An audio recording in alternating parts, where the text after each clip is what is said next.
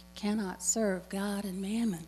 See, I'll expand on that. I'll simplify that. We cannot serve God and anything. We cannot serve truth and anything. See, and that's what we're doing. See, that's what we're doing. We're trying to serve the truth and justify to ourselves why we're an exception to it at the very same moment.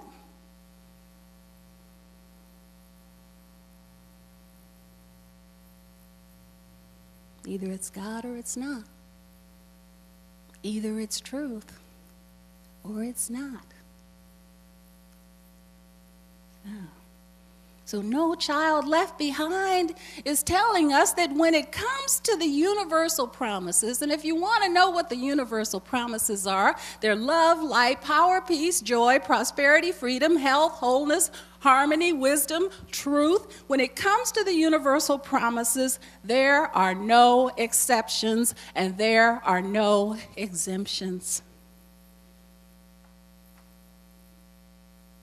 Jesus wasn't the great exception, and neither are we.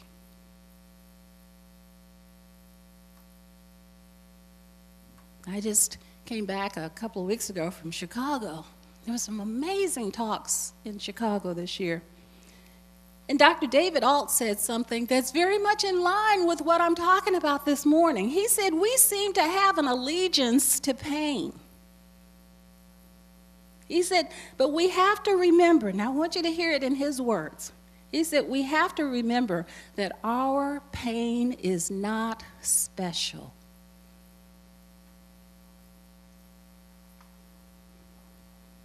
Now that's spot on for what I'm talking about, isn't it?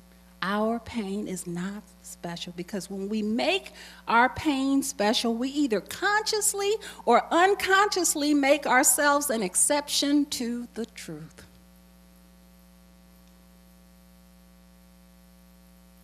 Can you hear this? Can you hear what I'm saying this morning?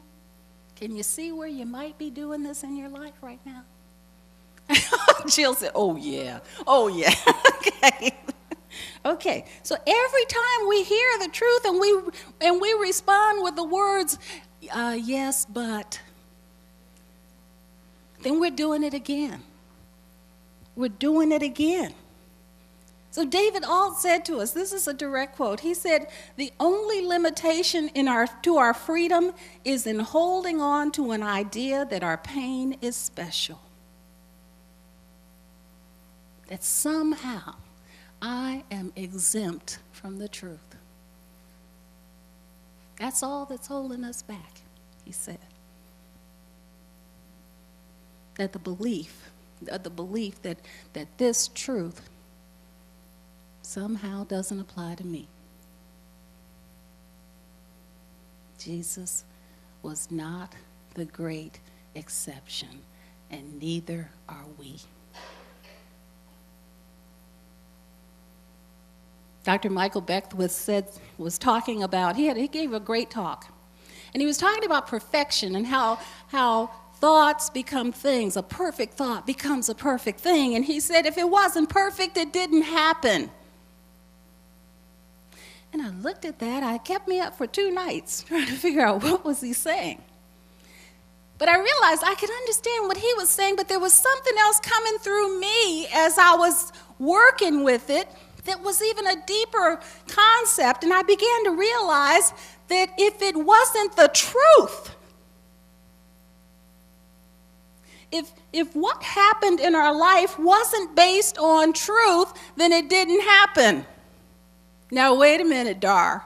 Wait a minute. We know that we do not deny a fact in order to affirm the truth. We know that, don't we? Everybody here is saying that. Dar, I think you just went off. No, I didn't. Because I'm not denying anything that's ever happened. But what I am denying is what we may perceive to be the cause of what happened.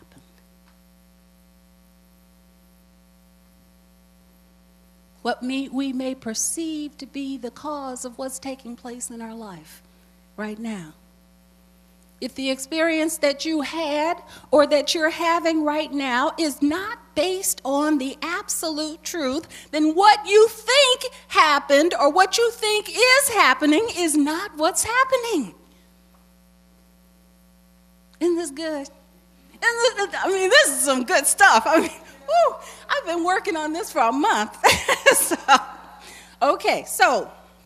So for example, let's say you may think you lost your home because you had no job, because your mortgage payment doubled, because you had a balloon payment that was due, or you had out-of-control hospital bills, or countless other reasons that you may think that you lost your home. But that's not really what happened. What really happened was that you believed that you had a need that couldn't be met, and the universe had to prove it to you. It had to prove that belief to you. See, you believed that there was something that was going on in your life that you had no control over, and the universe had to prove it to you. That's what happened. That's what happened. See, you believed that you had a need that couldn't be supplied, and the universe had to prove it to you. But what if you had the opposite belief? What if you believed that you had a need that must be supplied? The universe would have had to prove that to you too. So that's what Jill was having us sing this morning. I trust in God.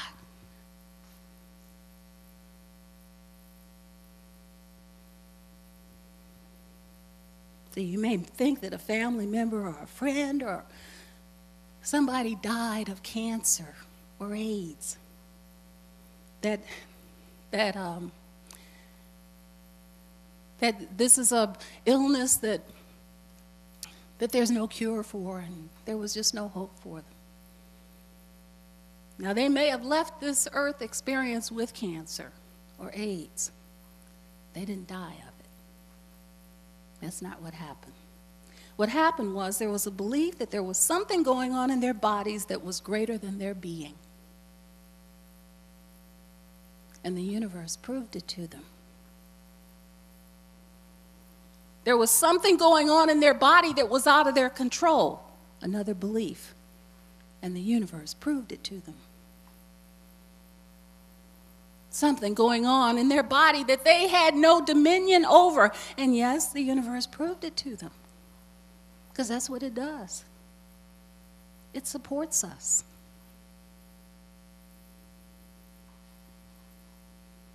There was something that this absolute truth didn't apply to. An exception, an exemption. See, but in John 8:32, Jesus told us, he said, ye shall know the truth, and the truth shall set you free. Didn't he?